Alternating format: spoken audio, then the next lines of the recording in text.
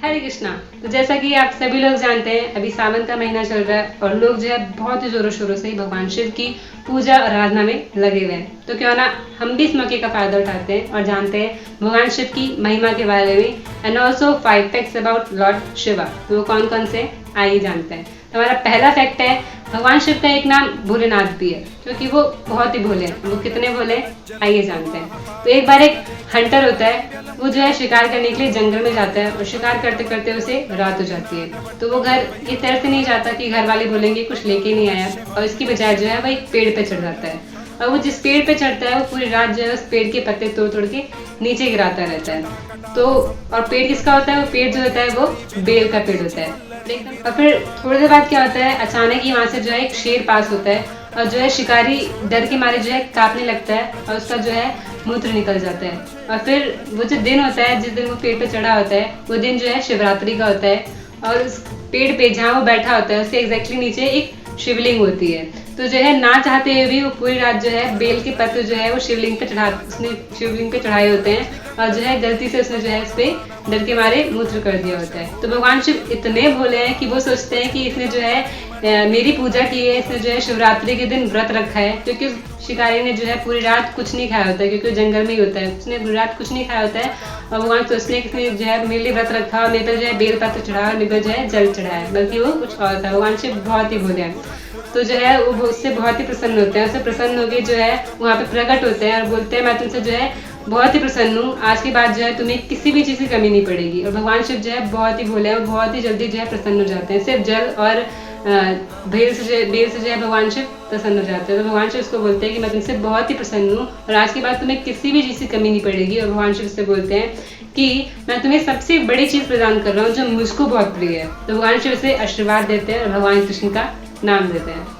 Hare Krishna. Let us know about the second fact. भगवान शिव जी का एक और नाम है चकलेश्वर महादेव। वृंदावन में जो गोवर्धन है वहाँ पर 5 मुख की एक शिवलिंग बनी हुई है, वो चकलेश्वर महादेव है। वहाँ पर क्या हुआ था कि वहाँ पर बहुत बड़े संत रहते थे, बहुत बड़े वैष्णव रहते थे, वो है सनातन गोस्वामी। वो वहाँ पर हरि नाम का जप करते रहते थे। तो जो शिव जी हैं उनको हरि नाम बहुत प्रिय था, वो बहुत प्रेम करते थे हरि नाम से। तो जो शिव जी हैं वो अपनी जब आंखें बंद करते हैं तब भी वो भगवान राम का ही नाम लेते रहते हैं। जो शिव जी हैं वो कहते हैं कि मैं अपने 5 मुख से भगवान कृष्ण का ही नाम जपता रहता हूँ। तो जो भगवान का नाम जपते हैं, जो भगवान का कीर्तन करते हैं, वो भगवान शिव जी को बहुत प्रिय होते हैं। भगवान शिव जी कहते हैं मैं उनकी सबसे पहले रक्षा करता हूँ। तो जब सनातन गोस्वामी वहाँ पर जप करते हैं, माला करते हैं, तो जो शिव जी हैं वो उनके पास आकर बैठ जाते हैं वो हरि नाम सुनने के लिए। तो एक बार क्या होता है कि सनातन गोस्वामी वहाँ पर जप करते हैं तो शिव जी आकर उनके पास बैठ जाते हैं। जो सनातन गोस्वामी है उनको मच्छर काटते हैं। तो सनातन गोस्वामी कहते हैं कि यहाँ पर तो बहुत सारे मच्छर हो रहे हैं, मुझसे तो जप ही नहीं हो पा रहा है, तो मैं इस स्थान को ही छोड़कर चला जाता हूँ। तो जब सनातन गोस्वामी जाने लगते हैं तो शिव जी एकदम कपकपाने लगते हैं। तो वो कहते हैं कि अगर ये स्थान को छोड़कर चले जाएंगे तो मैं हरिनाम किससे सुनूंगा। तो वो शिव जी साधु का वेश धारण करके, ब्राह्मण का वेश धारण करके उनके पास, सनातन गोस्वामी के पास जाते हैं और कहते हैं कि हे ब्राह्मण, हे भक्त, कृपया करके आप इस स्थान को छोड़कर मत जाइए।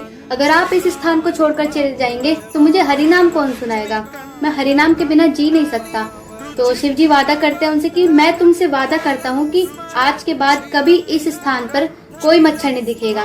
तो अगर आज आप भी उस स्थान पर जाकर देखोगे, चकलेश्वर महादेव जी के पास जाकर देखोगे, तो वहाँ पर आपको एकमात्र ही मच्छर दिखेंगे। तो यह है शिव जी की, चकलेश्वर महादेव जी की महिमा। Late us know about the third fact. बहुत सारे लोग विवाद करते हैं कि भगवान शिव बड़े हैं या भगवान कृष्ण बड़े हैं या भगवान नारायण बड़े हैं, तो बड़ा कौन है?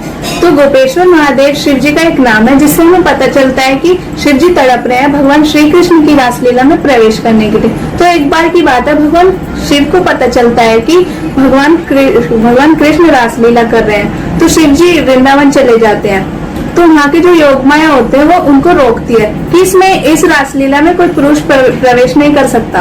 तो भगवान शिव कहते हैं कि मेरे को तो जरूर जाना है इस रासलीला में। तो योग माया बताती है अगर आपको इस रासलीला में जाना है तो आपको मानसरोवर जाना पड़ेगा।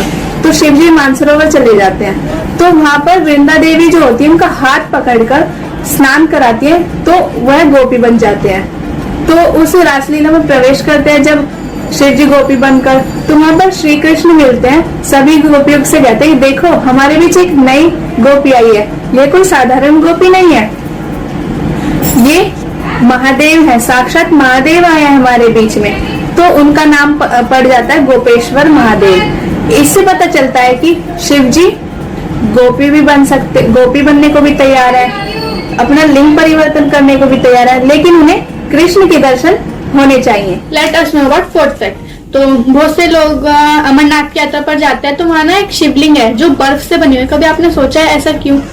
और भगवान शिव जी का एक नाम जो है अमरनाथ भी है, ऐसा क्यों? उनका नाम कैसे पड़ा?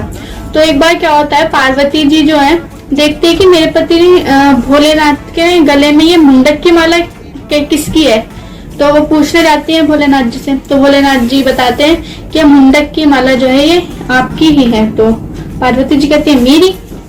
तो भोलेनाथ जी कहते हैं हाँ।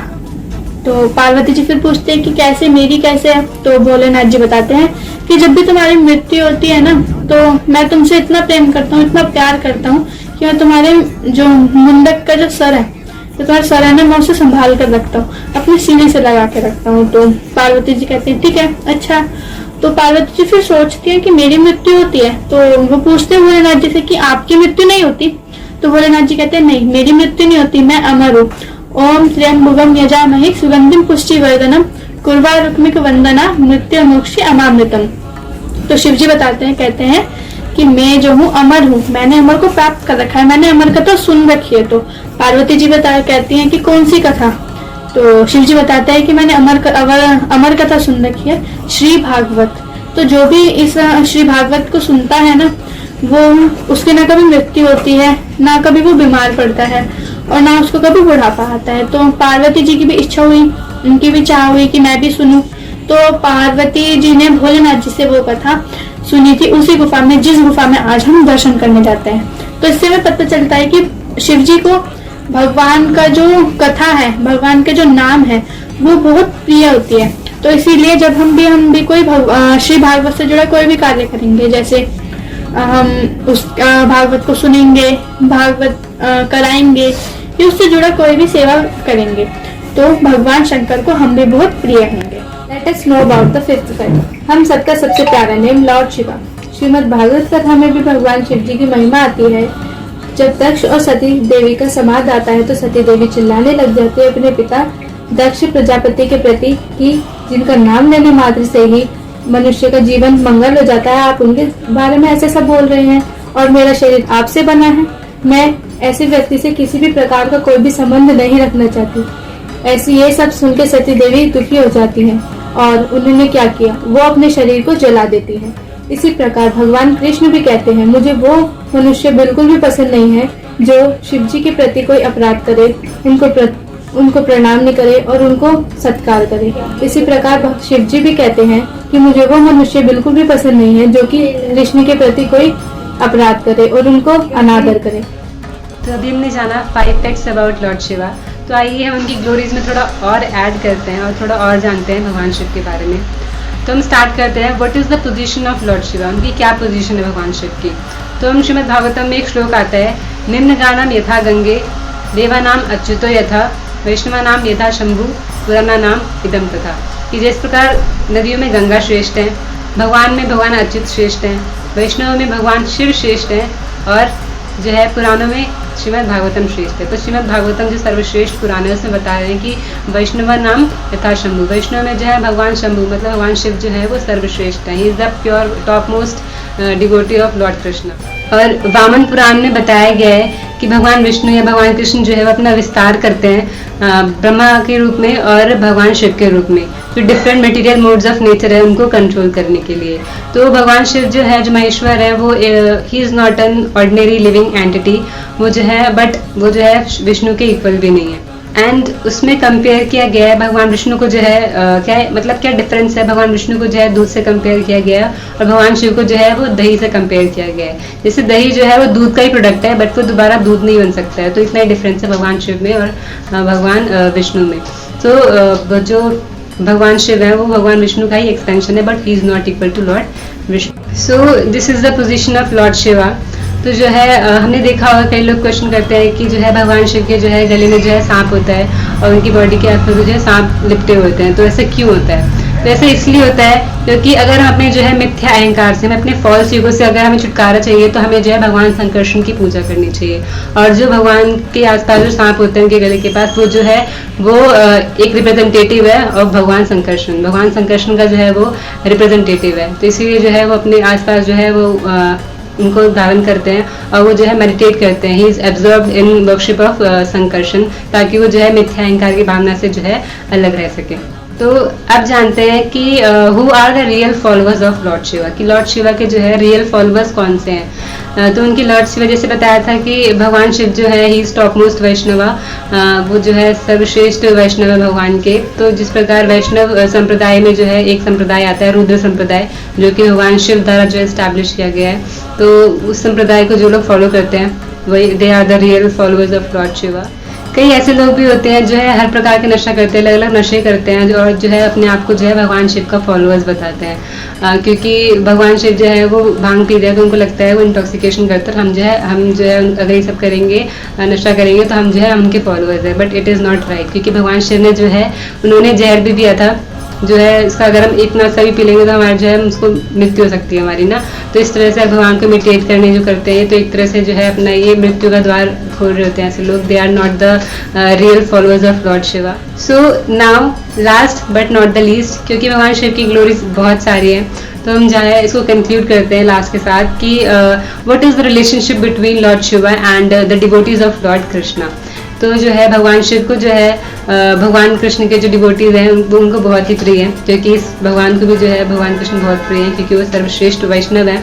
तो जो भी भगवान की पूजा करता है वो जो है भगवान शिव को बहुत ही प्रिय होता है, क्योंकि भगवान शिव ने जो है प्रचेता से ही बोला था कि मुझे आप लोग प्रिय है क्योंकि आप भगवान की जो है पूजा करते हैं, क्योंकि आपको भगवान ज्यादा प्रिय, इसलिए मेरे को भी जो है आप प्रिय हो। इसी प्रकार जो है भगवान कृष्ण के जो डिवोटीज होते हैं उनको लॉर्ड शिवा जो है बहुत प्रिय होते हैं, उनका सेम रिस्पेक्ट करते हैं as they respect Lord Krishna. So in this auspicious month of Shravan, we should pray, we should beg for the mercy of Lord Shiva कि वो जो है हमें bless करे और हम जो है भक्ति में जो है आगे बढ़ सके अपनी spiritual life में और जो है कृष्ण प्रेम develop कर सके, because he is the greatest of all Vaishnavas and he can do it very easily. So keep praying to Lord Shiva. Hare Krishna.